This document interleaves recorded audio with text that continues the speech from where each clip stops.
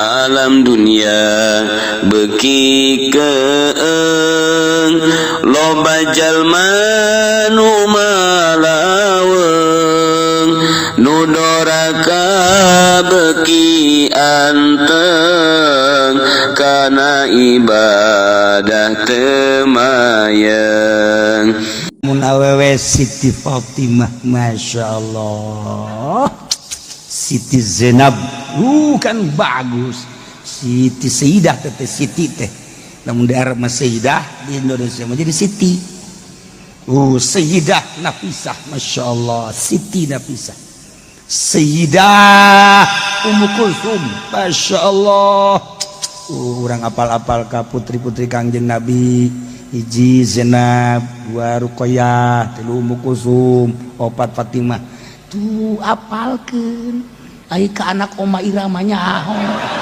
anak tapi teh nyaho bon sia mah Masya Allah ieu tereh pae teh nyaho ka anak Kangjeng Nabi acan pohara tah nya udah kan gina dongeng-dongengna jelas Ruqayyah kumaha dongengna Ummu Kulsum kumaha dongengna Zainab kumaha dongengna Fatimah kumaha dongengna ya Allah ya Rabb anu paling mirip ka Kangjeng Siti Fatimah Zahra lamun Siti Fatimah lewat geus kliwat kira-kira bangsa 100 meter seungitna masih aya seungitna aya jadi kajawan lamun Siti Fatimah tas liwat ya pasti Fatimah liwat sebab seseungitanana aya percis kudu di imah urang bae kitu ya Allah ya Rabbi budak masih ka mana ieu seseungitan kelek naja kene ieu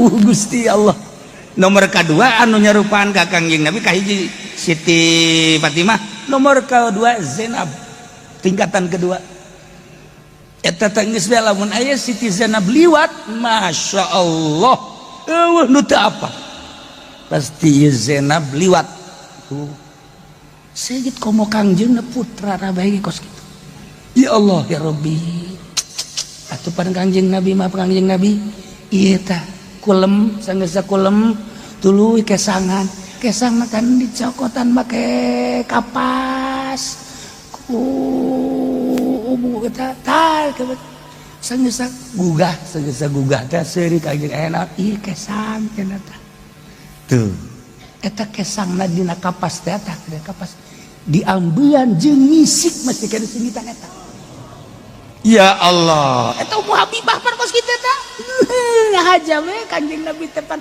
ku katinggalina nikmateun kulum teh kesangan tak kesangna tadi kakapaskeun sing coba-coba ente bebeja ka pamajikan geus kieu lah neng beusi kakak engke saregeunahun kadeuleuna kesangan totolan cara Kangjeng Nabi naon ieu kesang aju ambean dah sayang geus ngena pamajikan nu geus hampir utah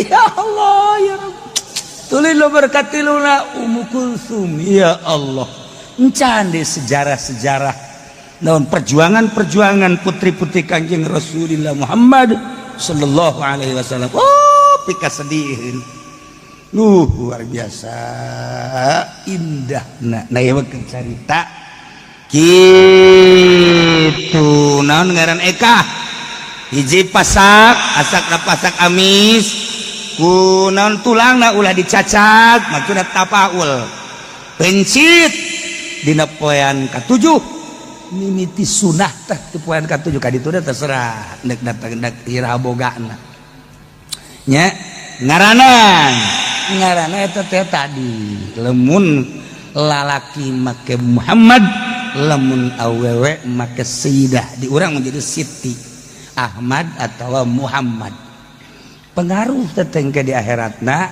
lamun ngaran make Muhammad atau make Ahmad nah ieu ketika ditimbang teh menghargai ka Ahmad jeung Muhammad kesalahan sakitu lobana isin ka Muhammad nah matak dia kuari tadina saya ngaranna Agus Muhammadan atau ngaranna ieu Jepri Oh, Predi. Nyaho batu sabarang meureun teh Predina teh. Nyaho batu 3, nyaho batu 5. Aku hari teh dengan Muhammad atau Ahmad. Iji minakil walad halal walidi salah satu asya hak anak nu kudu dilaksanakeun kudu jadi bapana 3 perkara. Nomor kahiji ayu samiau bismin hasanin ngaranan make ngaran nu bagus teh ngaran Allah make Abdullah eta nu pangheulana dipanggil engke di akhirat Abdullah, Abdurrahman, Abdurrauf dipihela-pihelakeun tanu kos kitu. Aju ka sorga henteu. Ngan diheulakeun doang. Mun ka sorga mun ka neraka diheula ka neraka. Aduh cenah nyinta aduh. Daripada nungguan angel. Tah. Nomor kahiji, nomor kadua ngaran-ngaran nabi. Baheula makan lamun aya jelema menta ka kiai. Menta ngaran cenah kiai. Gas Ayub. Daek kamu baheula mah. Saya ngaran Sulaiman. Daek baheula mah. Sangar datang ka aya nu ngaran Zulkifli sagala baheula mah. Kuari mun dibere kiai cenah menta ngaran. Oh, ieu bae Ayub. Ih, emang deui. Sia mah ieu teh Nabi Ayub sabar jasa. Henteu lah cenah nu sajen bae cenah kiai. Aya tuh nu sajen mah ieu bae tuh sa Zulkifli. Serem teuing jak jeung. Sia mah dibere ieu embung dibere itu embung. Geus bae tuh nabi ka-7 teh saha ngaranna? Hah? Adam, Idris, Nuh. Nuh ka-3. Nuh. Ih, ulah aja kiai. Sia anu kos kumaha tuh? Teu daek dibere ngaran-ngaran nabi teh teu daek. Ya Allah, baheula mah ngaran Ayub, ngaran Sulaiman, ngaran Nuh, ngaran Isa, ambalah ya kan di urang. Tah, tawa ngaran-ngaran sahabat, rawi-rawi hadis. Teu masalah, teu tafaul ngaranna. Atawa ngaran-ngaran ulama, di urang aya Nawawi, pake ngaran aku cinta-cintana ka Syekh Nawawi tanara Muhammad Nawawi. Atawa ya Syekh Asnawi wali Allah Muhammad Asnawi tuh kan. Ya Allah, eta bae atau itu cedat tuban kusok urang di zarahan Muhammad Hasanuddin. Ya Allah, iya ngaran mah cenah Kiai Hasanuddin ieu anak. Siapa sok aju seuri heran ieu mah. Ai ngaranna mah Hasanuddin ieu ya Allah, ya Allah. Aju lah geus bisa ngomong ku kumaha. Aju adina Yusuf deui. Aju kumaha? Geus bisa ngomong ku kumaha. Motor geus biak sabaraha meureun motor. Geus kajut ngaran-ngaran atuh Hasanuddin, ngaran-ngaran atuh Yusuf. Engke di akhirat karasa. Nungguan di akhirat angel jeung maksudna ieu di ngaranan Yusuf teh sugan teh perjuanganna cara eta Maulana Yusuf Banten. Kadana cara Yusuf itu mah. Mana Yusuf atuh? Masyaallah. Kunana mah kiai, teu kuna naon. Atuh Yusuf papan kasep eta mantak ge. Mantak ge. Ulah ge nu jadi bapa da sok seuri sorangan.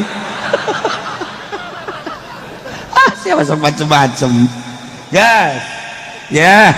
Ye sama ngaranan wayul kok cukur rambut sirahna sabada dipencit terus sodakohan teh ditimbang heula satimbang rambut zahaban au fiddatan ketika lahir wa yu'adzana fi uzurihi ila yuladu ketika orok lahir ke dunia azan mantap kula kamu mana bapak kolotna atau bapakna besi pas lahir aya bapakna ngazana aya bapak kolot langsung bersot mana speaker sia emang Jumatan teu kudu dikasih speaker kok Allahu Akbar Allahu Akbar teu kudu urang we lalaunan nah katuhuna adanan kencana komatan Allahu akbar Allahu akbar Allahu akbar Allahu akbar asyhadu an la ilaha illallah asyhadu an la ilaha illallah sampai selesai. Ya kenca Allahu akbar asyhadu an la ilaha illallah asyhadu anna muhammadan rasulullah ya Allahu akbar la ilaha illallah kage orang kudang usolli Allah asal lompatan kabeh.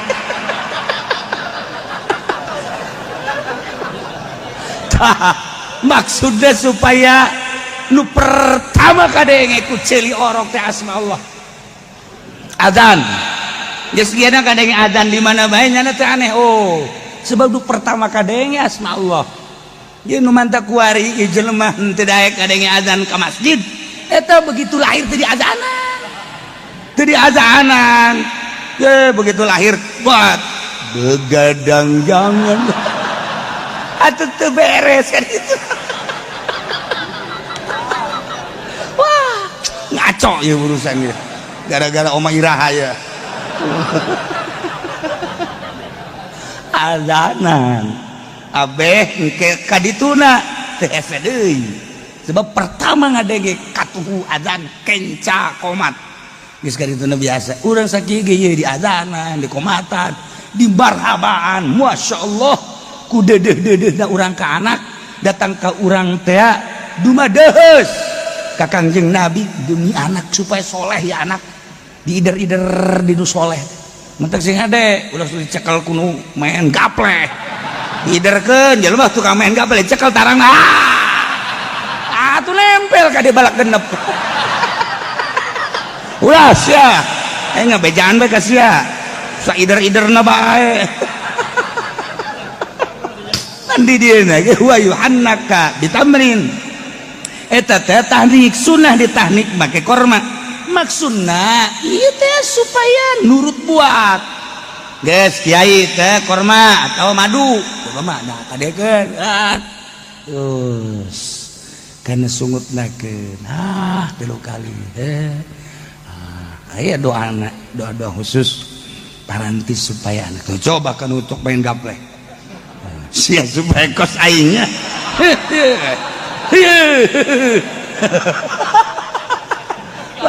orang ke geus kikiran we orang ulah geus lamun aya tukang main gaple nek nyekel jangan tah jadi deuleuan heula kurangnya deh tahnik ge sarua lamun aya awewe lamun aya lalaki-lalaki lamun eueuh lalaki ahli ibadah nunah nik deh kudu ahli ibadah ahli zikir ahli Quran lamun eueuh lalaki awewe ge masalah nah nik ieu ge aya ge awewe ieu mah ada ahli ibadah mun lalaki tukang main bola melulu ieu mah aya ge awewe masalah tah awewe tahnik mah yuhannaka bitamrin kitabul atimah wallahu a'lam.